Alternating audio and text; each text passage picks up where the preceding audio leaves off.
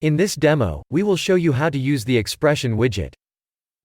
To do that, we'll use this demo app that already has a screen created.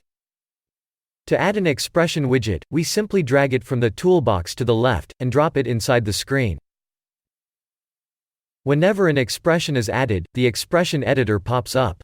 This is where we actually type the expression that will be computed at runtime, and then generate the text that will be displayed to the end user. Let's start with something simple like multiplying numbers. Depending on the expression, Service Studio will show it on the preview behind. In this case, the term expression is shown. Let's now publish the module, and test this in the browser to see it in action.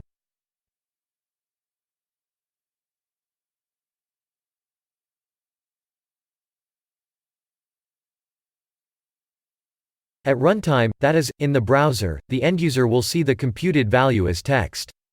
In this case, the number 15. We can tweak the preview inside Service Studio using the example property. The example property is only used during development to improve the preview inside Service Studio. That is, during runtime, it has no effect. Let's add another expression to the screen. We can also concatenate string values to create a sequence of strings. Numbers and strings may also be concatenated together to form another string. As another example, we may also use functions inside expressions. In this case, we have an if that, depending on how the condition is evaluated, will display the true or the false content on the screen. Let's publish the module again to see the 4 expressions in runtime.